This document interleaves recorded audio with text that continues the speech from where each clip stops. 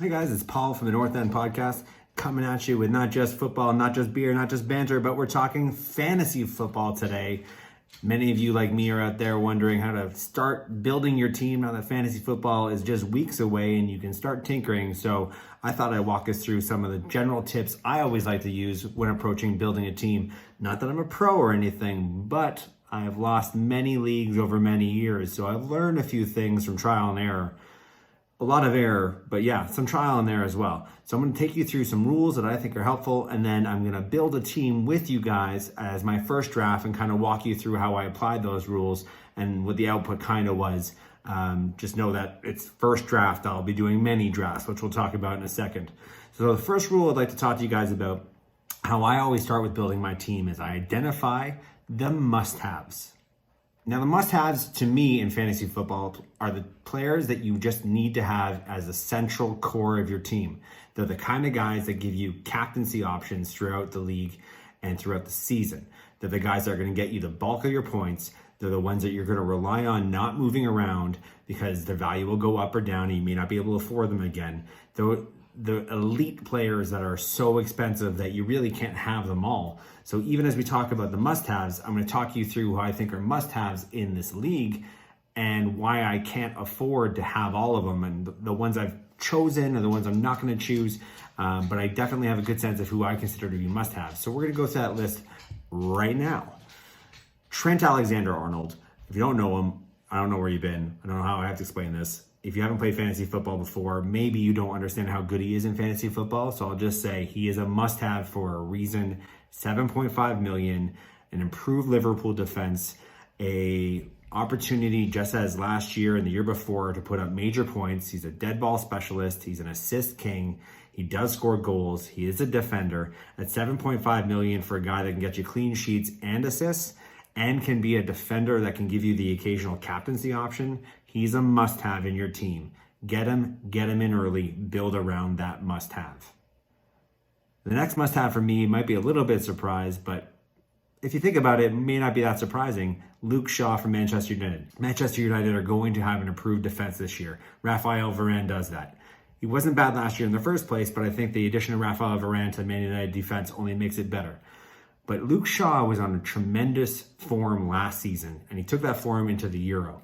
I think he's going to have another great season this year, creating opportunities for the elite strike force that Man United have assembled this summer and the summer before. I think the second season of Cavani helps Man United. I think that means it helps Luke Shaw bring up those assist numbers. For me, Luke Shaw at 5.5 is a must-have and also a little bit of a bargain at 5.5 million. I don't like calling it million, but I do sometimes. 5.5. We'll just say 5.5. The only thing I'd be mindful with Luke Shaw is that he is coming off the Euro with rib injury, which may affect his start of the season. I'm going to build my team as though he's healthy and then maybe adjust towards the start of the season. But for now, Luke Shaw, 5.5. I'm putting in my team right away. The next on the list is definitely not a surprise to anybody. It's Mo Salah, just a killer elite captaincy option player. I don't see him dropping in form this season. He's crazy expensive for the game, 12.5, but I think he's a must-have. I think Liverpool's early run of fixtures are healthy. I think he's going to put up some points. And if he doesn't, maybe I'll consider moving him out. But for the start of the season and how I'm going to build my team, he's a must-have. I'm going to put him in there and build around that 12.5 investment. Next on the list, another really expensive player, and it's going to be a running theme when it comes to must-have players, is Bruno Fernandes. Man United, penalty taker, say what you will about penalties, but he gets assists, he makes opportunities, he runs the show, he's a starter from week to week. I think the improved offense with Jadon Sancho for Man United will only improve his numbers. I think the improved defense with Raphael Varane behind him, getting the ball hopefully faster and better space, will improve Bruno Fernandes. So for me, Bruno Fernandes remains a must-have to the building of this Man United-esque team I'm kind of building with Luke Shaw and Bruno Fernandes both identified as must-haves. I get it. I'm a Man United fan, and I'm kind of building a Man United must-have team. Yeah, okay, maybe it's a bias, but I really do think Bruno Fernandes is a guy you have to have when you start the team. For me, he is. Anyways. My next must-have is Harry Kane. Again, Harry Kane is a killer in this game. He's 12.5 million. He is crazy expensive, but there's a good reason for that. This is where it gets interesting. Must-have players valued at all these 12s and 10s and 7.5s. You can't afford to have them all. You have to make a choice. Sooner or later, the bank just won't accommodate a squad with all these must-haves. For me, Harry Kane is a must-have player that I'm going to choose not to build my team around at the start of the season. I don't necessarily love the situation at Tottenham with a new manager. I don't love that he's coming off the Euro. I don't think he's in camp yet. I don't think there's a lot of indication that he'll start strong to start the season. That doesn't mean he won't have a good season. It just means he may not start strong. I don't want to take that gamble on a player who's 12.5. So for me, I'm going to not invest right now at the start of the season on Harry Kane. Many of you guys will. It's not a right or wrong. Time will tell. But my gut says I'm better off not doing that at the start of the season and maybe picking him up somewhere where I think the run of fixtures is better or his form is going to make it so that I can't avoid him anymore or ignore him. But at the start of the season, I'm going to choose not to build around Harry Kane. But I have listed off the guys I'm going to build around. Those are my must-haves. For those people out there, all you viewers out there who are trying to build this team, I would go through the exercise of who your must-haves are and make those guys the first guys on the team sheet as you build your team. My next piece of advice is pretty basic, but sometimes overlooked at the start of the season. Don't build your team to be great throughout the entire season. Build your team to be good throughout the entire season with your must-haves, but really strong in the short-term fixture list. Look at who's got the most favorable fixtures over the course of 5 or 6 weeks and build your team around those favorable fixtures. You want to be identifying fixtures and form throughout the entire season while you manage your team. So take this opportunity to build in those fixtures nice and early. There are resources to make it clear what the fixtures are like for everybody. Every player in the game has a little box down that says fixtures, color-coded. There's a few websites that indicate that as well, a little bit more long-term, maybe a little bit easier to compare team against team. If you check the links below, I've listed some sites that I think are pretty useful in terms of just being able to indicate fixture versus fixture comparisons. But early on, it looks like Aston Villa, Brighton, Liverpool, and Wolves are all fairly strong in terms of the fixtures. There's reasons why I would pick some players from those teams, and there's reasons why I wouldn't from others, but I want to know who's got the good, healthy fixtures. And it looks like Norwich, the new boys to the league, who probably wouldn't want to be too heavily invested in anyways, have a terrible run of fixtures to start the season. So that's interesting. And I think Chelsea probably have a fairly rough go of it as well early on. So I might use that when it comes to picking my team selection. So be mindful of the fixtures and don't plan for long-term all the time. You can also plan for a little bit of short-term in your thinking. This one's a tough one. It's a right or wrong, it's just a preference. But for me, avoid the new boys. Anyone new to this league is going to have a huge learning curve to surpass. And reputation can sometimes trump ability. Timo Werner had a really hard time of it last season. A lot of people went all in on Timo Werner early when they were building their teams. I know I did. I thought he was going to bang in goals for fun. It didn't work out that way. James Rodriguez, I had him at the start of the season last year, and it looked like it was going to be a great pick, and then he dried up a little bit in fantasy. There is an adjustment period to these guys. Some of them are going to come out of the blocks. Jadon Sancho at 9.5 may come out firing for Man United, but I personally want to avoid any of the new guys. I want to avoid too many question marks. I want to go with solid players that I have a really good sense of how they're going to be performing in the Premier League. I've seen them before. They're not new to the league. It's especially important for me. I don't necessarily mind as much if it's a Premier League player who's gone to a different team. Sometimes that can affect the system, that can affect their performance, but that's a judgment call player by player. Wilson, for example, when he went to Newcastle, felt pretty good about him succeeding there, and he did. I also think of the new boys as being new managers. I don't think that Harry Kane, as I mentioned earlier, is necessarily guaranteed to be banging in goals because I don't know how Tottenham are going to line up. I don't know how he's going to be used this season. He had a lot of assists last year, but he was required to be more of a drop back into play assist game changer. I don't know that he'll be required to do that or asked to do that under his new management. So I also will try to avoid as much as I can new managers. Some like Rafa Benitez, who I feel pretty comfortable. I know how he's going to set up and how he's going to play because he's been kind of around the block before in the Premier League, maybe I'll consider that. But in general, new players and new management, I'm going to try to stay away from when I start the season and build my team. The next one's difficult because I know a lot of people don't have time for this kind of stuff. Not everybody wants to make a video and talk about it the way I do. I get pretty worked up about fantasy football. Not everybody's like that. But if you can, a little bit of extra homework is really beneficial. There's some really easy sites that you can look at just for things like fixtures. When you're picking your team, maybe do a quick Google search. Don't rely on just what the site or the app is telling you, because that information sometimes doesn't have the detail that you may want at the start of the season. You may want to know if a guy like Jack Grealish is being pursued by Man City. You may not know that unless you do a little Google search. So basic homework like that can be really beneficial. And then there's more advanced homework you can get into. There's some great stats-based websites that are free. They're in the links below. Who Scored is a favorite of mine.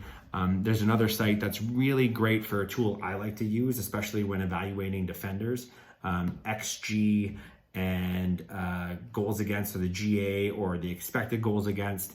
The goals against table from last year is very revealing to me because it tells me which of the teams last year were best performing from a defensive standpoint.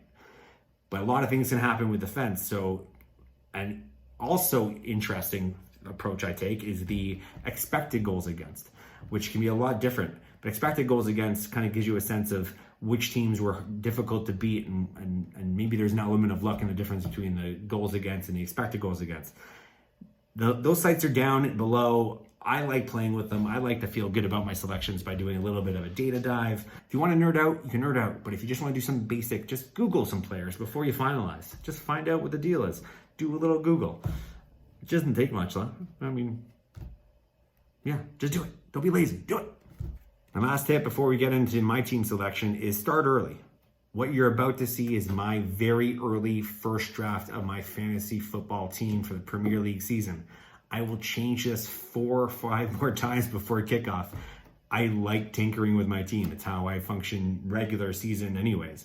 So especially in this first draft model where I can tinker as many times as I want, I'll do it a ton. But a lot of you guys out there are going to be building your team an hour or two before kickoff, and that's not great. That's a simple thing to remedy. Start earlier. Put a little bit more time in for tinkering. If Jack Grealish is on your first draft team and he goes to Manchester City, give yourself some time to figure out what that means to your lineup if you want to change anything. Start early, guys. If you're watching this video and you haven't started, stop the video. Go start right now. Come back to the video. Play it while you're doing it, but go do it. Do it. Do it. All that out of the way, I'm going to walk you guys how I'm going to set up my team, my first draft for this season. It's a total work in progress, but I'm going to give you a bit of a sense of how I approach every position player by player. For me, I like to start off with my goaltenders. I have a cheap goaltender rule. I don't want to get into why. I just don't think the value is there for goaltending. So I always pick a 4.5 goaltender to start the season. For me, Sanchez to start the season is perfect. He is largely owned by a lot of people out there already. So I think I'm not alone in this thinking. I think he's got really strong shutout potential. I think he's got goal save bonus potential. He's got a great name. I just love him. He's great. I'm going to start my team first and foremost with my starting goaltender. My second goaltender I'm going to pop in is the cheapest option I can get. I almost don't care who it is. Between Gunn at Norwich or Foster at Watford, I'm not putting them there to play. I'm just putting them there to free up money I can use somewhere else in my squad. I don't want to see this goalie ever touch the field. I am just dumping money somewhere else with this move. And that's going to be a theme for some of these moves, is just freeing up cash for bigger, better moves on other players. So those are my goaltenders. I'm taking care of those. Now I'm going to start going through my defense and my must-haves. So at defense, I've identified 2 must-haves. Trent Alexander-Arnold, I'm going to pop in right now. Boom, boom, boom. And then Luke Shaw. Pop him in. Boom, boom, boom. Not a must-have, but a guy I feel really good about putting on my team this season is Lucas Digne from Everton. He's 5.5. I think he's got really strong potential for attacking returns and shutouts. I think he was hit by injuries last season. I think He's borderline undervalued. I know I want to have him in my team, so I'm going to put him in there even before I put in the rest of my must-haves because I just really want this guy.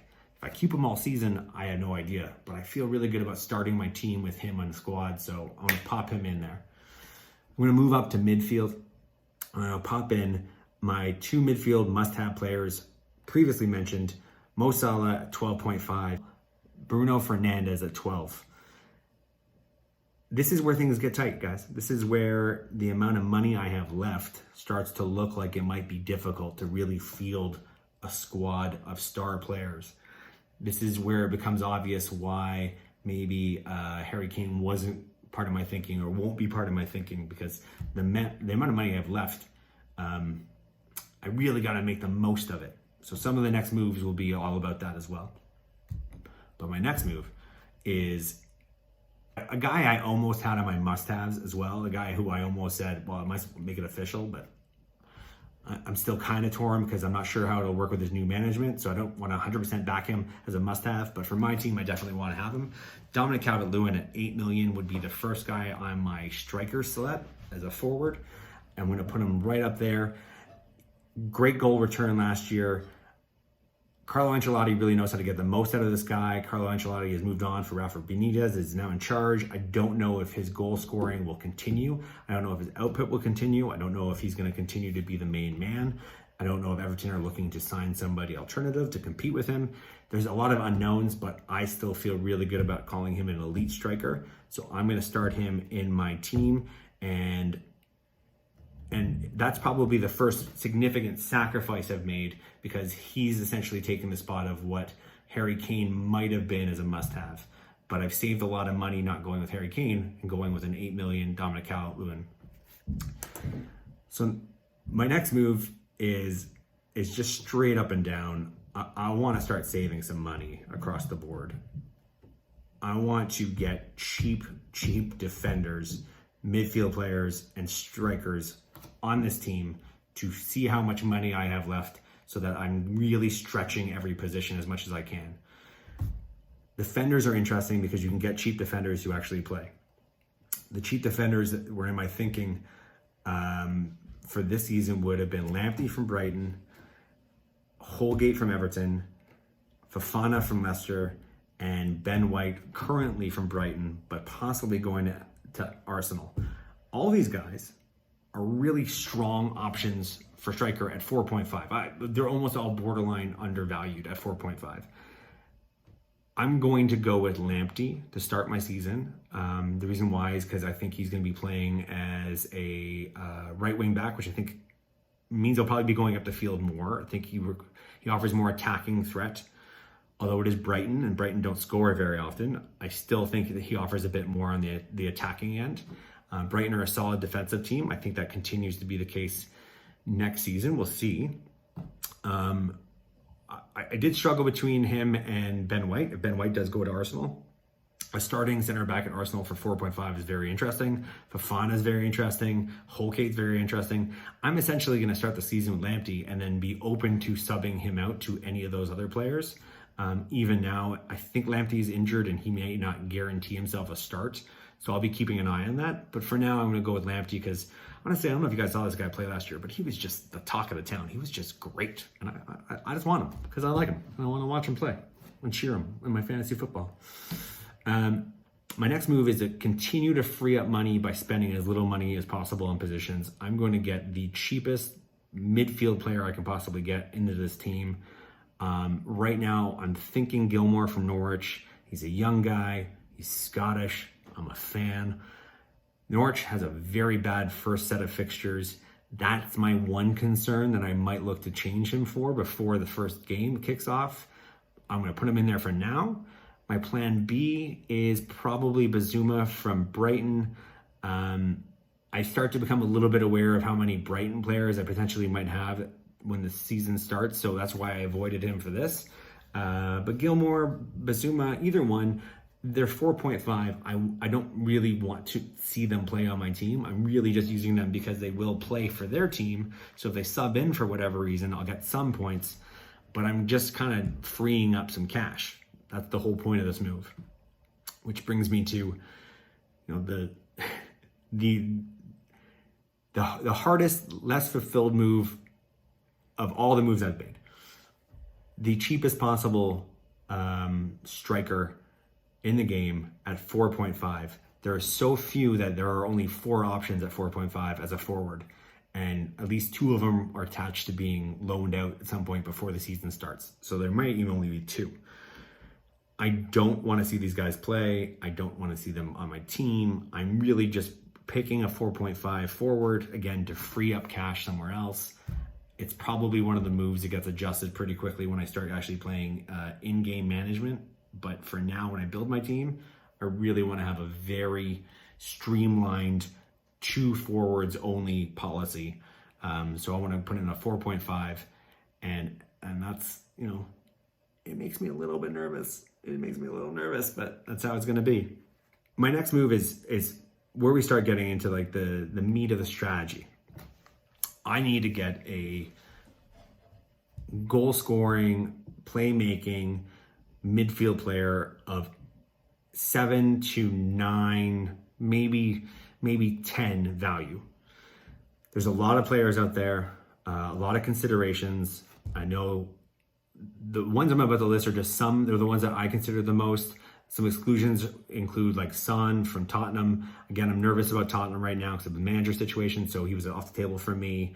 There was a few more that I didn't really think about too hard, but the ones I did think about quite a bit were Kai Havertz at 8.5. His sophomore season, towards the end of last season, he played as a false 9. I think they are still looking for a striker if they can't find that striker before the summer starts. I think a lot of goal scoring expectations will fall to him. At 8.5, I think that's really great value if you can actually pull it off. I just don't love their opening fixtures. So for me, that's one of the reasons why I didn't consider him. I might go back to him. I'm not sure. Paul Pogba at 7.5, I thought was really interesting as well. I think there's a good chance he'll be starting as a forward on the left side while Marcus Rashford is possibly recovering from injury. Even if he plays a little bit deeper in the midfield, I think the Man United offense is going to improve with Jadon Sancho and Varane behind in defense. So Paul Pogba is interesting to me, but you know what? I just find him to be a little bit streaky when it comes to fantasy football. And you know what? He's always kind of got this distraction around him at the start of the season. So I'm going to not pick him right now, but I'm going to have my eye on him. Jota, Liverpool, 7.5, great value. I think a lot of people out there are picking him. He's not for me. I just don't see how he fits into that Liverpool offense to start the season. If there's an injury, I'd pick him up right away. But as a rotational player at Liverpool, I'm not going to commit myself to getting him. And then there's Jack Grealish, 8 million. Jack Grealish may start at Aston Villa. He may start at Man City. We don't know. I personally think he's going to be probably an Aston Villa player. I think he's going to be the main man. I think he's going to be super hungry to help them succeed this season. I think he's been starved for football since his injury last season. I think the additions of Buendia to that team make his job easier. I think they have balance now in the left and the right in terms of attack, and I think that gives him more space. I think they'll double team him way less. And when I say they, I mean all the defenders in the league. So I'm optimistic that Jack Grealish is going to hit the ground running, and I like the Aston Villa early run of fixtures. So that's why I'm popping Jack Grealish into my team for now, at least. So I have some budget left for a couple more moves, but it's tight.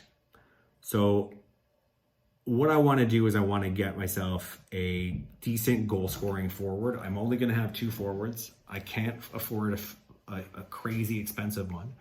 So the guys I looked at were Cavani at 8.5, Jesus at Man City at 8.5, Wilson 7.5 in Newcastle, and Watkins at Aston Villa at 7.5. They're all good options. Cavani, I think, for me, makes me a little bit nervous because I think he might still be a rotational player because of his age. Gabriel Jesus at 8.5. I might pick him up. If they don't pick up a striker this summer, I might pick him up if he's their only real striker.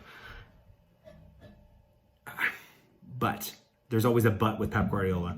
But he'll surprise you by putting a midfield player as a striker instead. So it's a bit of a wait and see with Gabriel Jesus to me. When I only have 2 strikers, I can't really afford to have one constantly being on the bench or being a rotational player, and that's the risk I would take with him. Wilson, Newcastle. he's a tough decision. 7.5 is great value for him. I just don't know if I like Newcastle enough, despite his excellent goal scoring record, to pick him up. Watkins is a guy I'm going to go back and forth with whether I pick him up or not before the start of the season. He's my very close second pick.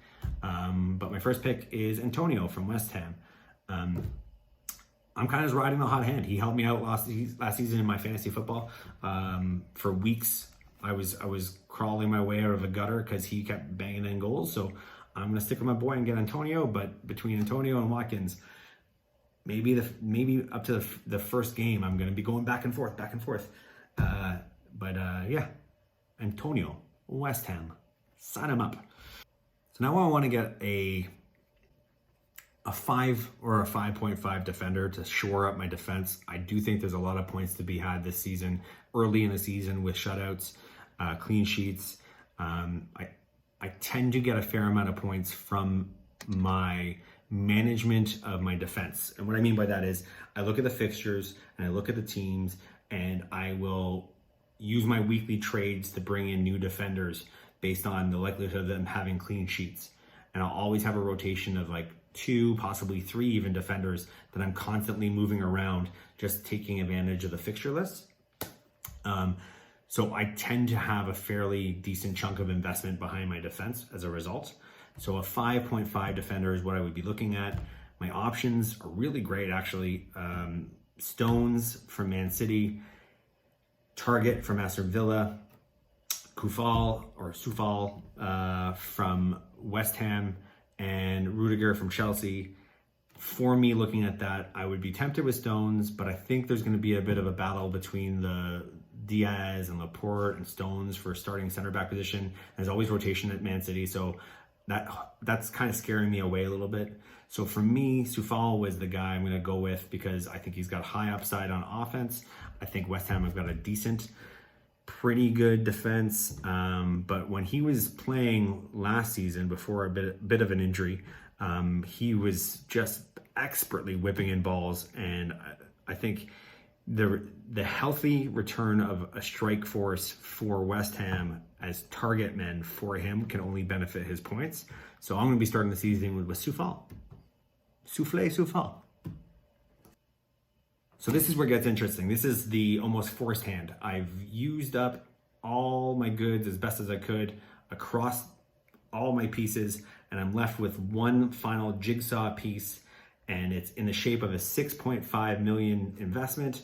And I just happened to find this nice looking jigsaw piece that just fits in perfectly. And he goes by the name of Rafinha from Leeds at 6.5 million. And did I plan it to work out exactly like that? Sure. Let's pretend I had the foresight to manage all these numbers to know exactly that my last position would be filled by Rafinha, a guy I'm very happy to have on my team anyways. Yeah. Let's say that just for fun. Anyways, guys, that's my team. I'll be playing with it a ton. It won't look anything like this by the time kickoff starts, but this has been my process. You do you do it your way, but hopefully some of these tips help you. And so help me God, if any of you guys are in leagues I play against and you use this information against me, we are no longer friends. I've been Paul. This is the North End. Peace out.